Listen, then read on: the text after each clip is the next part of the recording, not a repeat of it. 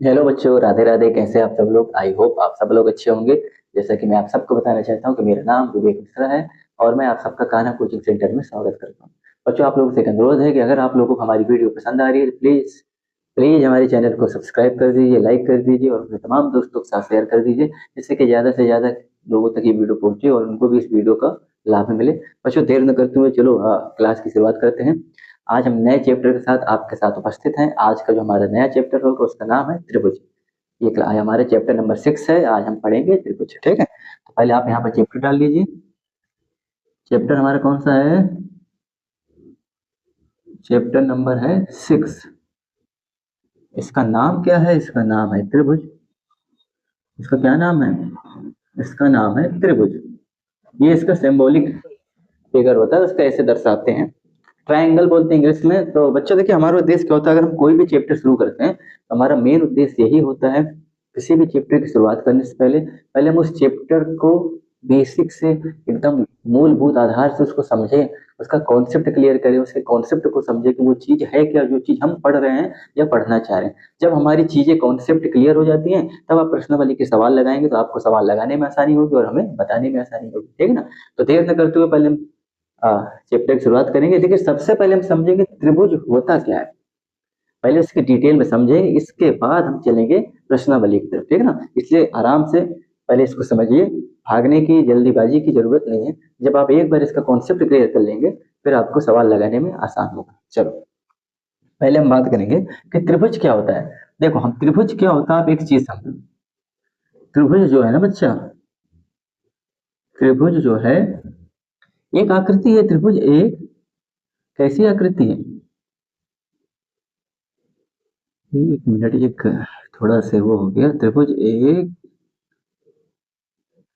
ज्यामिति की आकृति है। त्रिभुज एक ये छोटी टी, ठीक है ना? त्रिभुज एक ज्यामिति की आकृति है। क्या है? आकृति है। ठीक है ना? अभी निकला कहाँ से है? अगर हम कहेंगे कहाँ से निकला है भैया, त्रिभुज कहाँ से निकले हैं? त्रिभुज ज्यामिति से निकले हैं, जिसे हम इंग्लिश में बोलते हैं जियोमेट्री। क्या बोलते हैं? जियोमेट्री। ठीक है ना? जियोमेट्री में हम क्या करते हैं?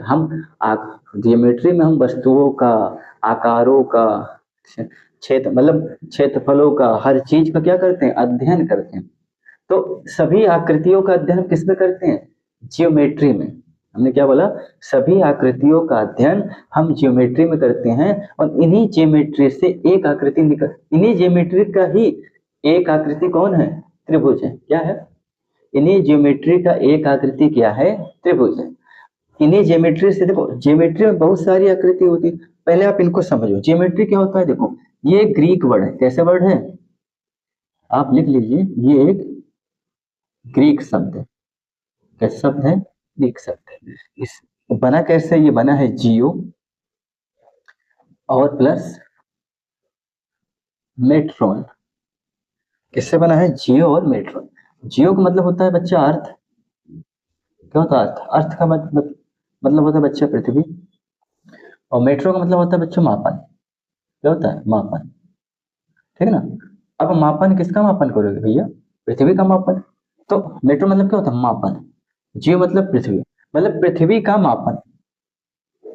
पृथ्वी का मापन, पृथ्वी का मापन। अब पृथ्वी का मापन किसके अंतर्गत करते हैं? हम जियोमेट्री के अंतर्गत करते हैं।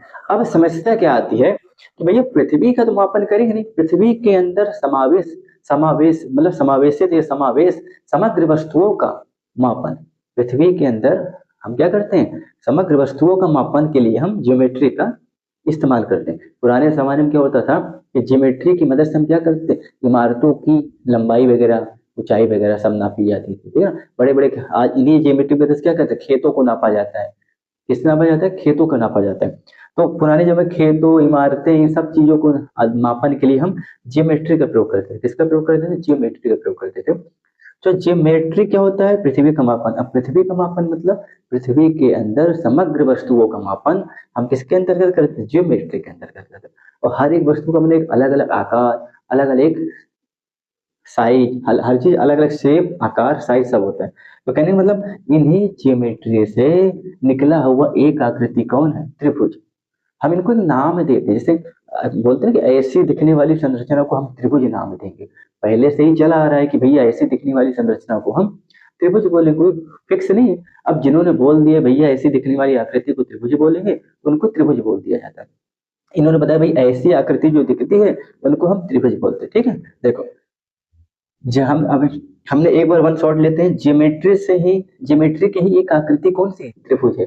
ज्योमेट्री से ही निकली है। जब ज्योमेट्री समग्र पृथ्वी का मापन, मतलब पृथ्वी के अंदर समग्र वस्तुओं का मापन, तो उन्हीं में से एक आकृति त्रिभुज निकली है। इस त्रिभुज भी क्या करता है?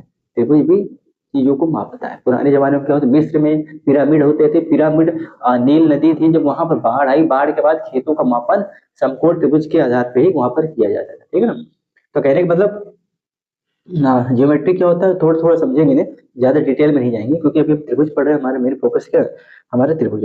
जियो मतलब पृथ्वी, मेट्रो मतलब मापन, मतलब पृथ्वी का मापन, पृथ्वी के समग्र वस्तुओं का मापन किसके अंतर्गत करता है? ज्यामिति। त्रिभुज एक ज्यामिति का ही आकृति है जो ज्यामिति से निकला है। ठीक है, चलो इतना आपको समझ में आया। चलो अब हम त्रिभुज को देखते हैं। अब पर्टिकुलर हम त्रिभुज को पढ़ेंगे। देखो इसे हटा दे रहे हैं, थोड़ा और डिटेल में अगर जाना चाह रहे हैं, थोड़ा और डिटेल में थोड़ा। ज्योमेट्री के तीन मुख्य अवधारणाएं हैं। जियोमेट्री इसके तीन मुख्य धारणाएं हैं। इन्हीं बेस पे ये चलती। थोड़ा और जान लो। पहला बिंदु होता है, क्या होता है? बिंदु। दूसरा क्या होता है? रेखा। तीसरा क्या होता है? समतल। क्या होता है? समतल। ठीक है ना, इन्हीं ये मुख्य मेन अवधारणाएं, बुनियादी अवधारणाएं हैं किसकी? ज्यामिति की। इन्हीं मतलब स्टार्ट ही, शुरुआत ही यहीं से ज्यामिति की होती है, पॉइंट से। किस होती है? पॉइंट्स। इस क्या बोलते हैं? पॉइंट। पॉइंट मतलब बिंदु। बिंदु क्या होता है? किसी विशेष स्थान की नहीं, ये आप विशेष स्थान बोल दो, किसी स्थान की, किसी स्थान की एग्जैक्ट लोकेशन बताने का काम कौन करता है? पॉइंट। हमने बोला भाई उस दक्षिण दिशा में एग्जैक्ट लोकेशन बताओ उस स्थान की क्या है, तो पॉइंट का काम क्या है? किसी भी स्थान का एग्जैक्ट लोकेशन बताने का काम कौन करता है? पॉइंट करता है। ठीक है ना। अच्छा रेखा क्या होती है? थोड़ा थोड़ा समझ लेते हैं इनको भी, फिर चलते त्रिभुज की तरफ। रेखा क्या होती है बच्चों? देखो बिंदु से क्या बनती है? रेखा। अनंत बिंदुओं को मिल, देखो रेखा, तो बिंदु से क्या बनती है? रेखा बनती है। तो रेखा ऐसी, देखो रेखा एक ऐसा बिंदु, अनंत बिंदुओं का ढेर होता है जिसके दोनों सिराएं क्या होते हैं? अनंत तक जाते हैं, जिसका दोनों सिराओं का कोई बिंदु निश्चित छोर, मतलब जिसके दोनों सिराओं का कोई अंत नहीं होता। जब छोटी छोटी रेखा से, देखो छोटी छोटी बिंदु से क्या बनती है? रेखा बनती है। रेखा की ये पहचान है, दोनों तरफ क्या लगे होते हैं? एरो। इसको ऐसे बना दो, रेखा की पहचान है, इसके दोनों तरफ क्या लगे होते हैं? एरो। इसका मतलब ये होता है कि रेखा की लंबाई अनंत होती है। रेखा की एक निश्चित लंबाई नहीं होती। रेखा के दोनों तरफ लंबाई क्या होती है? अनंत तक रहती है। इसका कोई छोर का कोई अंत है ही नहीं, दोनों तरफ चलती चली जाती। इनको दर्शाने का सबसे अच्छा तरीका क्या है आपको बता रहे हैं। देखो अगर आप इनको नाम देंगे, ए है, बी है, तो इनके ऊपर आप दर्शाने का सही तरीका ये, ऊपर ऐसे लगा दो ये रेखा। ठीक है। अच्छा थोड़ा सा समतल को जान लेते हैं। दो आयामों वाला होता है ना, अगर दो आयाम, एक इस दिशा पे चली गई, एक इस दिशा पे चली गई, किसी भी दिशा पे ले लो आप, दो आयामों मतलब दो दिशा में जाने वाली जो रेखाएं होती हैं उनको क्या बोलते हैं? समतल बोलते हैं। समतल एक दो आयामी आकृति। कैसे? दो आयामी मतलब जिसपे दो आयाम, इसमें एक लंबाई भी हो और चौड़ाई भी हो। कहने का मतलब आप देखो दोनों की सिराएं क्या होता है? अनंत होती। ये भी अनंत तक जाएगी और ये भी अनंत तक जाएगी। अच्छा अब रेखा, आप एक से और किरण क्या होती है? जिसका एक छोर का अंत होता है और दूसरी छोर अनंत तक जाती है, इसका कोई मतलब अंत ही नहीं होता, इसे बोलते हैं किरण। ये ऐसे दर्शाते हैं, किसी भी ऊपर अगर नाम दोगे तो ऐसे ऊपर दर्शाया जाएगा। ठीक है ना। अच्छा रेखा खंड क्या होता है? रेखा खंड, इसको थोड़ा ध्यान से समझना कि रेखा खंड क्या होता है, क्योंकि इसी रेखा खंड, अभी त्रिभुज की जब परिभाषा बताएंगे ना, तो इन्हीं रेखा खंड का आपको जरूरत पड़ेगी। देखो हमने क्या बोला, जिसके जिसके दोनों सिराएं क्या होते हैं? दोनों सिराओं का अंत होता है, जिसके दोनों सिराओं का जो एक निश्चित बिंदु होते हैं। रेखाओं को हम माप सकते हैं, रेखाओं को हम नाप सकते हैं। हमने क्या बोला? रेखाओं को हम नाप सकते हैं, रेखाओं को आप माप सकते हैं। देखो रेखाओं को आप नाप सकते हैं। रेखाओं की एक निश्चित दूरी होती है, क्या होती है? एक निश्चित दूरी, एक निश्चित लंबाई होती है। रेखा की एक निश्चित लंबाई होती है, इसको आप नाप सकते हो। और इसके दोनों सिराओं का एक अंत होता है। क्या होता है? अंत होता है। रेखाओं के दोनों सिर, रेखाखंड, सॉरी रेखाखंड के दोनों सिराओं का एक अंत होता है, मतलब इसके दोनों सिरा का होता है, एक जगह खत्म होता है, दोनों सिराओं का एक अंत होता है, अनंत तक ही नहीं जाती। इनको मापा जा सकता है, इनकी एक निश्चित लंबाई होती है, ठीक है ना। आप रेखाखंड बढ़ाते जाओगे, उनके एक फिक्स लंबाई मिलेगी, ऐसा नहीं कि अनंत तक है, बढ़ता ही जा रहा है, कोई फिक्स लंबाई नहीं मिल रही, तो आपको ये मिलेगा, ठीक है। तो रेखाखंड को आप कैसे दर्शाएंगे, ऐसे किसी के ऊपर ऐसे लगा दोगे, ये क्या बोले, ये ऐसे ऊपर लगा दोगे, क्या हो जाएगा, रेखाखंड हो जाएगा, ठीक है ना। अभी थोड़ा थोड़ा समझेंगे, क्योंकि हमारे ज्यामिति में उद्देश्य नहीं है, हमारा उद्देश्य है त्रिभुज, ठीक है। चलो अब हम त्रिभुज, इसे आप स्क्रीनशॉट ले लीजिए। अब हम त्रिभुज को समझते, त्रिभुज होता क्या है। देखिए हमने आकृति आपको बता दी, अब त्रिभुज समझिए, त्रिभुज होता क्या, ठीक है बच्चों। त्रिभुज समझिए, त्रिभुज क्या होता है वो हम बताते हैं। त्रिभुज होता क्या है, देखिए तीन भुजाओं से, तीन रेखाखंड, रेखाखंडों को ही हम क्या बोलते हैं, आकृति भुजा बोलते हैं। तीन तीन रेखा तीन रेखा खंडों बोल दो, एक मतलब तीन रेखा खंडों से मिलकर बनी बंद आकृति को, हमने क्या लिखा है यहाँ पर, बंद आकृति, बंद आकृति को त्रिभुज कहते हैं। देखो त्रिभुज का सिंबल होता है ना, हमने यहाँ पे सिंबल बना दिया। तीन रेखा खंडों से मिलकर बनी बंद आकृति को हम त्रिभुज, अच्छा बंद आकृति क्यों, अगर खुली आकृति हो जाएगी तो कोई त्रिभुज नहीं बनेगा, क्यों, क्योंकि देखो बंद आकृति एक निश्चित एरिया घेरता है, एक निश्चित क्षेत्रफल घेरता है, जिसका एक निश्चित क्षेत्रफल होगा उसको हम त्रिभुज बोलेंगे। अगर एक तीनों रेखाखंड अलग अलग होंगे, अगर एक दूसरे से बंद नहीं होगी, तो उसका एक निश्चित क्षेत्रफल नहीं होगा, जब निश्चित क्षेत्रफल नहीं होगा तो वो त्रिभुज का काम नहीं करेगी, ठीक है। तीन रेखाखंडों से मिलकर बनी बंद आकृति को त्रिभुज कहते हैं। यह एक द्विआयामी, यह एक दो आयामी आकृति होती है, क्या, यह एक दो आयामी आकृति होती है, ठीक है। अच्छा दो आयामी क्या होती है, ये भी आप समझ लो। यहाँ पर हमने क्या बोला, तीन रेखाखंड से मिलकर बनी आकृति को त्रिभुज कहते हैं, यह एक द्विआयामी आकृति होती है। इसमें क्या क्या होता है आप पहले ये समझ लो। इसमें तीन शीर्ष होते हैं, तीन कोण होते हैं, और तीन भुजाएं होती हैं। इन्हीं रेखाखंडों को हम क्या बोलते हैं, भुजाएं बोलते हैं, तीन भुजाएं होती हैं, ठीक है ना। ये तीन इसके मुख्य बुनियादी संरचना है त्रिभुज की। जैसा आप यहाँ बनाओ त्रिभुज को, ये त्रिभुज बनाए, देखिए हम आपको दर्शाएंगे। ये हमारा कोई त्रिभुज हो गया, ये ए हमने नाम दे दिया, बी नाम दे दिया, ये एक समान त्रिभुज के लिए है, किसके लिए, समान त्रिभुज के लिए। तो कहने में दो संलग्न भुजाओं के बीच बने कोण, जो संलग्न मतलब एक दूसरे से सटे हुए भुजाएं आपस में जो झुकाव या कोण बनाती हैं, उनको हम क्या बोलते हैं, कोण। तो ये कोण हो गया, ये क्या हो गया, कोण हो गया, ये क्या हो गई, ये भुजा हो गई, क्या हो गई, ये भुजा या साइड्स हो गई, ठीक है ना। और ये कोना होता है ना, ये इसको बोलते हैं वर्टेक्स या शीर्ष बोलते हैं, क्या बोलते हैं, वर्टेक्स या शीर्ष। तीन शीर्ष होंगे इसमें, आप देखो एक ये शीर्ष क्या होते हैं, कि जब शीर्ष क्या होते हैं, दो भुजाओं, देखो शीर्ष, एक शीर्ष द्वारा दो भुजाओं का मिलन होता है, जब देखो एक शीर्ष से जब दो भुजाएं एक दूसरे से, एक शीर्ष के द्वारा दो भुजाएं बनती है ना, उनको क्या बोलते हैं, शीर्ष कहते हैं। देखो जब एक बिंदु से दो भुजाओं का निर्माण हो तो शीर्ष कहते हैं, एक बिंदु से एक इधर भुजा जाएंगे, एक इधर भुजा जाएंगे, इनको क्या बोल दोगे, शीर्ष बोल दोगे। तीन शीर्ष होते हैं, तीन भुजा होती है, और ये तीन एंगल होते हैं, क्या होते हैं, तीन एंगल होते हैं, ठीक है। एक बार आप समझ लेना, हमने क्या बोला कि भैया इसके तीन एंगल होते, तीन कोण होते हैं, एक कोण ये, दो कोण ये, और तीसरा कोण ये। तो ये तीन भुजा होती है इसकी, किसकी, त्रिभुज की। और ये तीन ही इसके क्या होते हैं, वर्टेक्स होते हैं, शीर्ष, ठीक है ना।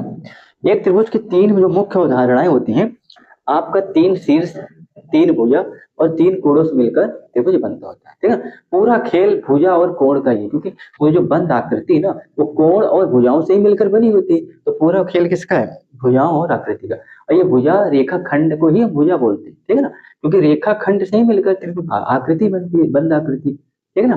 तो इसी रेखा खंड को हम क्या बोलते हैं, भुजा बोलते हैं। कहने का मतलब रेखाखंड, तीन रेखाखंडों से मिलकर बनी आकृति, बंद आकृति को हम क्या बोलते हैं, त्रिभुज कहते हैं। यह एक द्विआयामी आकृति है, इसमें तीन शीर्ष, तीन कोण, तीन भुजा। अब हम बात कर लेते हैं थोड़ा से बच्चों ये दो आयामी आकृति क्या होती है, ठीक है ना। अब इसका स्क्रीनशॉट ले लीजिए और इसके बाद हम बात करेंगे कि द्विआयामी आकृति क्या होती है, थोड़ा सा समझेंगे इसको, ठीक है। देखो इसे आप लिख लीजिए, एक मिनट बच्चे, थोड़ा मार्कर गिर गया है, चलो इसे आप लिख लीजिए, ठीक है ना। थोड़ा हम समझ लेते हैं इसको कि भैया बंद आकृति क्या होती है, द्विआयामी क्या होता है, ये समझ लेते हैं। चलो अब हम समझते हैं कि दो आयामी क्या होता है, ठीक है ना। देखिए आयाम तीन तरह के होते हैं, देखो डायमेंशन इनको बोलते हैं, आयामी, डायमेंशन, डायमेंशन मतलब क्या होता है, आयाम, ठीक है ना, ये होता है आयाम। डायमेंशनल, डायमेंशनल, ठीक है ना, आयाम ही होता है। तो आयाम कितने होते हैं, तीन होते हैं। देखो पहला होता है आपका 1D, दूसरा होता है आपका 2D, तीसरा आपका होता है 3D, ठीक है ना। शॉर्टकट बोलते हैं, मतलब इसमें एक बीमा, जिसमें एक बीमा होती है, बीमा मतलब इसमें एक ही नापने वाली चीज होती है, द्विबीमा, द्विबीमा मतलब दो आयामी, और त्रिबीमा मतलब तीन आयामी, है ना। अच्छा आयामी क्या होता है, आयामी मतलब किसी दिशा में, जब किसी लंबाई या चौड़ाई या ऊंचाई को हम नापते हैं, किसी दिशा में नापी गई लंबाई को हम क्या बोलते हैं, आयाम। आयाम मतलब किसी दिशा में, या तो उसमें लंबाई होगी, चौड़ाई होगी, ऊंचाई, तीनों चीज होगी, ठीक है ना। अब 1D 2D 3D होता है कि आप एक से आप समझ रहे थे। देखिए 1D का मतलब होता है जिसमें सिर्फ एक ही आयाम, और आयाम अगर किसी चीज को अगर आप नापोगे तो उसके लिए एक दिशा होगी, किसी दिशा में तो नापोगे ना। जैसे वन आयाम में क्या होता है, जिसपे मतलब एक ही, या तो लंबाई होगी या तो चौड़ाई होगी, जिसमें एक ही चीज होती है, क्या होती है, या तो लंबाई होती है बस। वन आयाम क्या होता है, जिसमें सिर्फ लंबाई। देखो 2D 3D 1D इसका काम है किसी चीज का मेजरमेंट करना। मेजरमेंट मतलब कि चीज, आयाम आपके तीन तरह के होंगे, या तो एक आयाम एक ही दिशा होगी, दो आयाम दो दिशा होगी, तीन आयाम तीन दिशाएं होगी। पूरा खेल इन्हीं तीन, 1 2 3D इन्हीं का है, ठीक है। देखो जिसपे एक बीमा होगी, जिस एक बीमा मतलब जब एक ही चीज नापने वाली जिसपे है उसको बोलते हैं एक बीमा। वो कैसे हो गया, जैसे आप हो गए रेखाखंड, रेखाखंड का आपका एक ही दिशा है बस, आप इसमें क्या नाप सकते हो, खाली लंबाई। या आप एक सड़क ले लो, क्या ले लो, सड़क। सड़क कैसी होती है, सड़क एक सीधी होती, तो सड़क को आप सीधा नाप सकते हो लंबाई। सड़क पे क्या होता है, 1 वे आ जाता है, 1D आ जाता है, ठीक है ना। अच्छा 2D क्या होता है, आप 2D समझ लो। 2D मतलब जिसमें दो बीमा, जिसमें हम दो चीज नापते हैं, इसमें लंबाई और चौड़ाई नापते हैं, लंबाई और चौड़ाई, लंबाई और चौड़ाई नापते हैं, उसको हम 2D बोलते हैं। हमने क्या बोला, जिसपे लंबाई चौड़ाई दो बीमा हो जाए उसे हम 2D बोलते हैं। इसमें क्या आते हैं, तो ये क्षेत्रफल घेरती है, क्या करती है, ये जो है क्षेत्रफल घेरती है, क्या करती है, क्षेत्रफल, ये क्षेत्रफल घेरती है, क्या करती है, क्षेत्रफल, ये क्षेत्रफल घेरती है। जो 2D वाला आपका आयाम होता है, डायमेंशन होता है, ये क्षेत्रफल घेरती है। इनका काम ही है खाली क्षेत्रफल तक ही सीमित होती है, ठीक है ना। क्षेत्रफल घेरती मतलब इसमें क्या क्या आएगा आपका, इसमें आपका जैसे आएगा, देखो बच्चों यहाँ लिख दे रहे हैं, जैसे आप इसमें क्षेत्रफल वाले कौन सा, आयत, वर्ग और त्रिभुज, ठीक है ना। ये सब क्या है, ये 2D है। ये क्षेत्रफल घेरती है, और ये खोखली, ऐसा आप ये बोलिए, ये खोखली, आप क्या बोलोगे, ये खोखली आकृति होती है इसमें, ठीक ना। इसमें टू व्यूह में एक खोखली, ये खोखली आकृति, ये खोखली टाइप का आकृति को मापन करता है। इसमें ये कैसे होता है, एक खोखली आकृति होती है। कहने का मतलब दो व्यूह में लंबाई और चौड़ाई दो चीज नापी जाती है, एक व्यूह में सिर्फ लंबाई नापते हैं, दो व्यूह में लंबाई और चौड़ाई दो चीज नापते हैं। और ये क्षेत्रफल घेरती है, इसमें ये खोखली आकृति होती है। क्षेत्रफल मतलब जिसपे क्षेत्रफल होगा, आयत, वर्ग और त्रिभुज, ठीक है ना। त्रिभुज में हमारे किस पे आ जा रहा है, 2D दो आयामी में। अभी हमने पढ़ा है कि त्रिभुज एक दो आयामी होता है। अच्छा 3D में क्या होता है, जो ये आयतन घेरती है, क्या करती है, ये आपका आयतन घेरती है। हमने क्या बोला, ये आपका आयतन घेरती है, ये आपका आयतन घेरती है। और इसमें क्या आप नापोगे, इस पे आप लंबाई, चौड़ाई और ऊंचाई, तीनों चीज आप मापोगे, ठीक है ना, तीनों चीज आप नापोगे। और एक चीज, ये ठोस आकृतियां होती है, कैसे होती है, ये ठोस आकृति होती है। कैसी आकृति होती है, ये ठोस आकृति होती है। ये कैसी आकृति होती है, ये ठोस आकृति होती है। आप इसे लिख लीजिए, ये कैसी आकृति होती है, ठोस आकृति होती है। इसमें जैसे आपका आ जाएगा घन, घनाभ, गोला, सिलेंडर, सब क्या आती हैं? ये सब ठोस आकृति, कैसी ठोस आकृति, ये हम पढ़ते हैं 3D में, ठीक है ना। आई होप आपको समझ में आया होगा, ठीक है ना। हमने कहा थोड़ा थोड़ा पढ़ लेते हैं, चलो इसे हटाते हैं, इसे हटाते हैं दोस्तों। अब हम त्रिभुज को हमने पढ़ लिया, त्रिभुज हमने पढ़ा कि भैया शीर्ष और भुजाएं और कोणों से मिलकर बंद आकृति को हम त्रिभुज कहते हैं, ठीक है दोस्तों। बच्चों एक चीज अब आप और सीखो, एक चीज आपको गौर से बता दें कि देखो मापन और नापन, माप और नाप में अंतर होता है। हमने क्या पढ़ा, माप और नाप में अंतर होता है, कहने मतलब कोणों को हम मापते हैं, कोण मापे जाते हैं, और लंबाई चौड़ाई ऊंचाई क्या नापी जाती है, लंबाई चौड़ाई और ऊंचाई, इसे हम क्या करते हैं, इसे हम नापते हैं, क्या करते हैं, इसको नापते हैं, ठीक है ना, इसको हम नापते हैं। यहाँ मत लिखो, ऊपर लिखा है, हमने क्या बोला कि कोणों को मापा जाता है और लंबाई चौड़ाई ऊंचाई को हम नापते हैं। नापना और मापना में बहुत फर्क है, ऐसा कंफ्यूजन बच्चों में बनी होती है। देखो अब कोण डिग्री में नापे जाते हैं, किस पे नापे जाते हैं, डिग्री में, कोण डिग्री में नापे जाता है, इसको ऐसे, इसका चिन्ह होता है, क्या होता है, चिन्ह होता है। और लंबाई चौड़ाई आपकी किस में नापी जाएगी, सेंटीमीटर या मीटर या फिर मिलीमीटर, ठीक है ना, इसमें नापी जाएगी। कहने का मतलब आपका कोण डिग्री में नापा जाएगा और इसका चिन्ह ये होता है, जैसे हमने कोण लिखा 60 डिग्री, भैया ऐसे लिखेंगे, ठीक है ना। और आपका लंबाई चौड़ाई ऊंचाई जो नापा जाएगा सेंटीमीटर, मीटर और मिलीमीटर में नापा जाएगा, ठीक है ना। आई होप आपको ये भी क्लियर हो गया, ठीक है ना। त्रिभुज आपको पता लग गया, त्रिभुज होता क्या है, दो आयामी आकृति होती, कहाँ से निकल के आता वो भी मैंने आपको बता दिया। अब एक चीज आप और समझो, चलो त्रिभुज का पूरा पोस्टमार्टम ही कर देंगे, त्रिभुज का पूरा पोस्टमार्टम ही कर देंगे।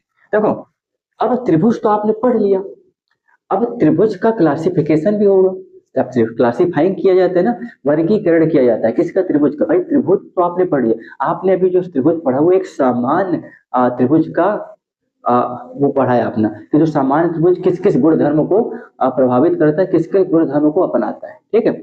अब देखिए त्रिभुज आपने पढ़ा, अब त्रिभुज का वर्गीकरण होता है, त्रिभुज का क्लासिफिकेशन दो तरह का होता है। देखो त्रिभुज का वर्गीकरण, क्लासिफिकेशन, ये क्लास त्रिभुज का वर्गीकरण दो आधार पर होता है, कैसे, एक भुजा के आधार पर, एक कोणों के आधार पर। देखो अब त्रिभुज का वर्गीकरण अगर आप पढ़ोगे, देखिए पहले तो हम त्रिभुज को समझ लेंगे आज, ठीक है ना।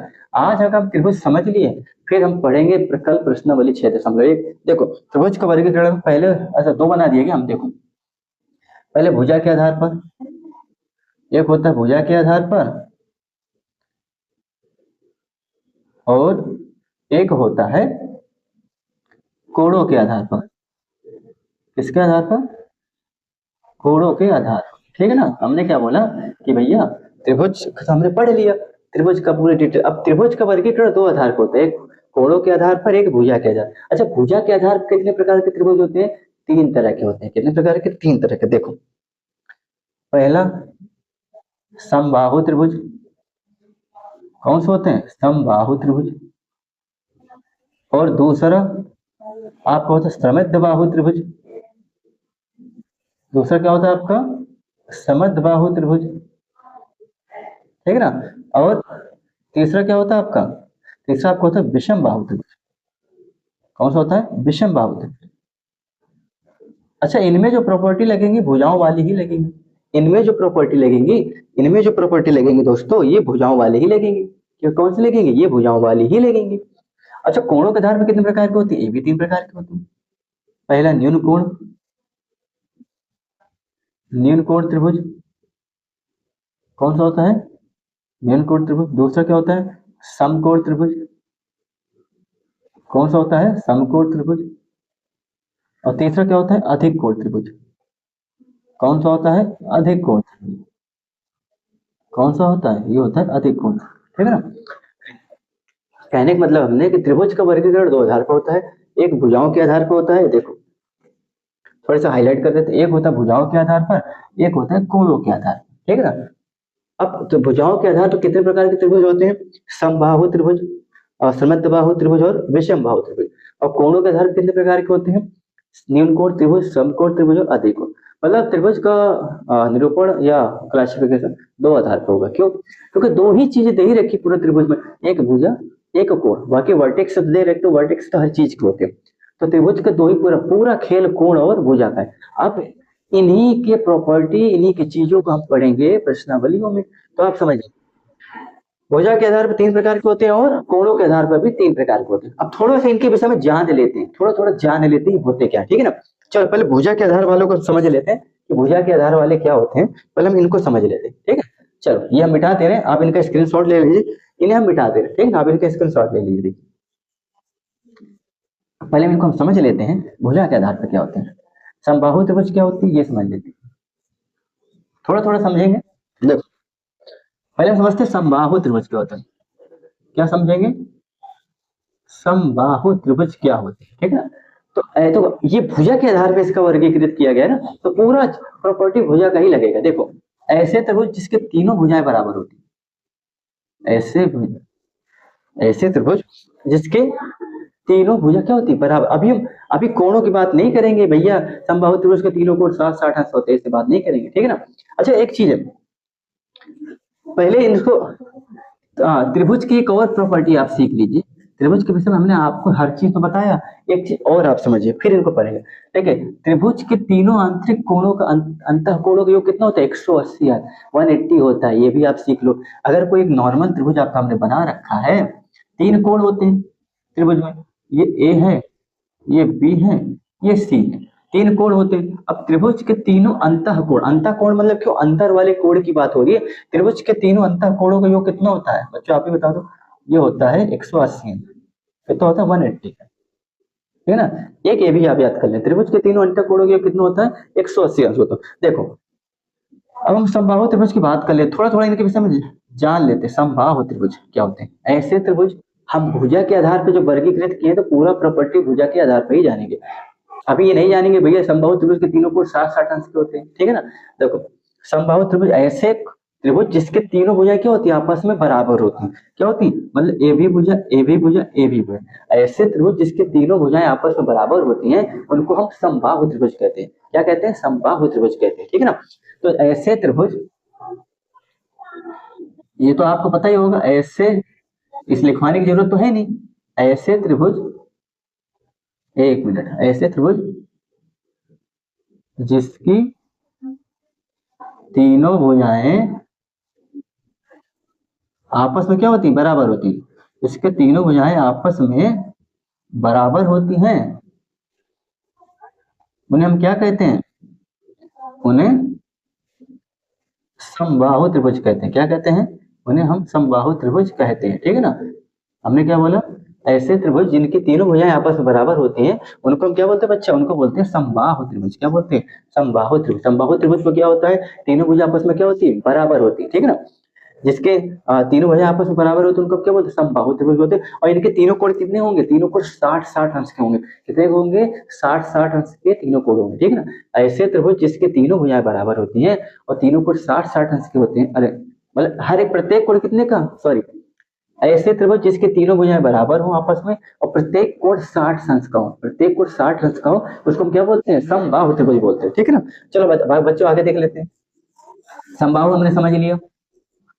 अब थोड़ा सा अब देखो समद्बाहु समझते हैं। देखो यहीं पर आप बनाइए, समद्बाहु को बना लेते हैं, ए बी और सी। देखिए थोड़ा थोड़ा समद्बाहु क्या होता है आपको समझा देते हैं। देखो समद्बाहु ऐसे त्रिभुज जिसके कोई दो भुजा आपस में बराबर, हमने बोल दिया क्या? कोई ऐसा नहीं, मतलब कोई भी दो भुजा आपस में बराबर हो उन्हें हम क्या बोलते हैं? समद्बाहु त्रिभुज। ऐसे त्रिभुज जिसकी कोई दो भुजा आपस में बराबर हो जाए उन्हें क्या बोलते हैं? समद्बाहु त्रिभुज बोलते हैं। अब देखो जिसके दो भुजा, कोई भी दो भुजा आपस में बराबर होगी उसको हम क्या बोलेंगे? उसे हम बोलेंगे समद्बाहु त्रिभुज। क्या बोलेंगे? उसे हम बोलेंगे समद्बाहु त्रिभुज। क्या बोलेंगे? उसे बोलेंगे समद्बाहु त्रिभुज। कोई दो भुजा बराबर तो समद्बाहु त्रिभुज। अच्छा विषम बाहु किसी में समझ लेते हैं। विषम बाहु क्या होता है इसे समझ लेते हैं। विषम बाहु त्रिभुज ऐसे त्रिभुज होते हैं जिनकी कोई भुजा आपस में बराबर नहीं होती। विषम बाहु त्रिभुज ऐसे होती है जिसकी कोई भुजा आपस में बराबर नहीं होती, उसको हम क्या बोलते हैं? विषम बाहु त्रिभुज। ऐसे त्रिभुज जिसकी कोई भुजा आपस में बराबर नहीं होती उसको क्या बोलते हैं, विषम बाहु त्रिभुज। क्या बोलते हैं, विषम बाहु त्रिभुज। आई होप आपको समझ में आया होगा। ठीक है, अब देखते कोणों के आधार पर। अब देख लेते बच्चा, कोणों के आधार पर, कोणों के आधार पर भी तीन ही तरह की होती है, हमने आपको बता ही रखा है। कोणों के आधार पर भी तीन ही तरह के हो रखा है। देखो, पहला हमने क्या बोला, न्यून कोण, न्यून कोण त्रिभुज। हमने क्या बोला, न्यून कोण त्रिभुज। अच्छा, न्यून कोण त्रिभुज का मतलब क्या, ऐसे त्रिभुज जिसका कोण 90 से छोटा हो। ऐसा त्रिभुज जिसका कोण, देखो, ऐसा त्रिभुज जिसका कोण क्या हो, 90 से छोटा हो। 90 से छोटा हो तो कैसे, 90 से छोटा हो तो क्या होगा, 90 से छोटा हो तो न्यून कोण त्रिभुज होगा। कैसे होगा, वो न्यून कोण त्रिभुज होगा। कैसा होगा, वो एक न्यून कोण त्रिभुज होगा। ऐसे त्रिभुज, तो ऐसे त्रिभुज जिसके कोण, जिसके, हाँ, जिसका कोण 90 से छोटा हो। अगर 0 से बड़ा और 90 से छोटा कोण हो, 0 से बड़ा और 90 से छोटा कोण हो, कैसा त्रिभुज होगा, न्यून कोण त्रिभुज होगा। ठीक है ना। अच्छा, दूसरा क्या होता है, राइट एंगल समकोण, एक्यूट एंगल, इसे बोलते हैं समकोण त्रिभुज। ठीक है ना। राइट एंगल, राइट एंगल मतलब क्या होता है, ऐसा त्रिभुज जिसका एक कोण 90 डिग्री का हो। कितने का हो, 90 डिग्री का हो। देखो, जैसा आपने यहां बनाया, ये ऐसा त्रिभुज जिसका एक कोण 90 डिग्री का हो तो उसे क्या बोलते हैं, समकोण त्रिभुज बोलते हैं। क्या बोलते हैं, समकोण त्रिभुज बोलते हैं। ऐसा त्रिभुज जिसका एक कोण 90 डिग्री का हो उसको बोलते हैं समकोण त्रिभुज। और इस समकोण त्रिभुज में क्या लगता है, पाइथागोरस प्रमेय लगता है। ठीक है ना। अब देखो, अधिक कोण त्रिभुज क्या होता है, ये आप समझ लो। हाँ, हमने क्या बोला, देखो, इसका देखो नील कोण का बना दें। देखो, नील कोण का बना दो बच्चों, ये बना दो, ये नील कोण होगा। ठीक है ना, ये न्यून कोण त्रिभुज का फिगर है। ठीक है ना। अब समकोण का क्या है ये, अब अधिक कोण का आप देख लीजिए क्या होता है। देखिए, ऐसा त्रिभुज, इसको मिटा देते हैं, यही लिख देंगे, इसको आप लिख लो, यही लिख देते, इसे आप लिख लीजिए, यहीं पर लिख दे रहे हैं। देखो, ये हम यहीं पर लिख दे रहे हैं। अधिक कोण त्रिभुज क्या होता है ये आप समझ रहे, अधिक कोण त्रिभुज, अधिक कोण त्रिभुज, ऐसे त्रिभुज, हमने क्या बोला, ऐसे त्रिभुज जिसका एक कोण, ऐसा त्रिभुज जिसका एक कोण 90 डिग्री से अधिक हो, जिसका एक कोण 90 डिग्री से अधिक हो उसे अधिक कोण त्रिभुज बोलते हैं। क्या बोलते हैं, उसे अधिक कोण त्रिभुज कहते हैं। ठीक है ना। हमने क्या बोला, ऐसे कोण अधिक, हाँ, ऐसे त्रिभुज जिसका एक कोण 90 से अधिक हो उसे अधिक कोण त्रिभुज। तो इस त्रिभुज का ही सिंबल आप पहचान लेना। ठीक है ना, ये त्रिभुज का ही सिंबल है, हम त्रिभुज ना लिख के ये बना दे रहे हैं। ठीक है, ऐसा तो अधिक कोण त्रिभुज, ऐसा त्रिभुज जिसका एक कोण 90 से अधिक हो। कहने का मतलब भैया 90 ऐसे बनेगा सीधा, हम यहाँ बना देते हैं और ये मिला देते हैं। ये कैसा है, ये अधिक कोण है, अधिक कोण त्रिभुज है। कैसा है, ये अधिक कोण त्रिभुज है। यहाँ त्रिभुज लिख लो, त्रिभुज को आप शॉर्टकट ऐसे लिख सकते हो। देखो, अधिक कोण, ऐसे त्रिभुज जिसका एक कोण 90 से अधिक हो उसे अधिक कोण त्रिभुज कहते हैं। ठीक है ना। अब अधिक कोण त्रिभुज का फिगर क्या होता है, ये अपना, क्यों भाई 90 से उधर भागा तो भैया अधिक कोण हो गया, जिसका एक कोण 90 से अधिक हो उसको क्या बोलते हैं, अधिक कोण त्रिभुज बोलते हैं। ठीक बच्चों, तो आज हमने आपको त्रिभुज का पूरा क्लासिफिकेशन, त्रिभुज का कॉन्सेप्ट क्लियर कर दिया कि त्रिभुज होता क्या है, कहाँ से आया है त्रिभुज, और कितने कैसे कैसे इसको वर्गीकृत किया गया, हमने आपको पढ़ा दिया। ठीक है ना। अब हम कल आपको बताएंगे प्रश्नावली 6.1, प्रश्नावली 6.1 कल आपको हम पढ़ाएंगे। आज हमने पूरा त्रिभुज का कॉन्सेप्ट क्लियर किया। ठीक है ना। अब आप प्रश्नावली 1 में क्या पढ़ोगे, आप पढ़ोगे सिमिलैरिटी ऑफ ट्रायंगल, त्रिभुज की समरूपता पढ़ोगे, पाइथागोरस प्रमेय पढ़ोगे और सार्वक समता पढ़ोगे। ठीक है ना। तो प्रश्नावली 6.1 कल हम स्टार्ट करेंगे। पहले तो आज हमने ये सीख लिया त्रिभुज होता क्या है, कल हम स्टार्ट करेंगे। अब उस पर आप प्रश्नावली 6.2 में क्या पढ़ोगे, थेल्स का प्रमेय। तो थेल्स का प्रमेय जो आप पढ़ोगे तो थेल्स को ज्यामिति का जनक माना जाता है। क्या माना जाता है, थेल्स को ज्यामिति का जनक माना जाता है। इन्होंने ही ज्यामिति का सिद्धांत दिया था कि ज्यामिति होती क्या है, चीजों का मापन और नापन के नाप कैसे किया जाता है, वो थेल्स भैया ने ही दिया था। पाइथागोरस प्रमेय का जो सिद्धांत वो भी किसने दिया, वो भी थेल्स ने ही दिया है। ठीक है ना। तो थेल्स बहुत बड़े मैथमेटिक्स थे, मैथमेटिशियन थे, मतलब गणितज्ञ थे, जिन्होंने ज्यामिति और पाइथागोरस प्रमेय जैसी बड़ी बड़ी से बड़ी चीजों का क्या किया, सिद्धांत दिया था। तो प्रश्नावली 6.2 में हम पढ़ेंगे थेल्स का प्रमेय, प्रश्नावली 6.1 में पढ़ेंगे समरूपता, सिमिलैरिटी, कॉन्ग्रुएंस और सर्वक्षमता और आपका पाइथागोरस प्रमेय। आज के लिए बच्चों इतना ही, त्रिभुज के मैंने कॉन्सेप्ट पूरा आपको क्लियर करा दिया। कल फिर मिलेंगे इसी समय इसी वक्त, तब तक क्लियर। आते रहते बच्चों, जय श्री कृष्ण।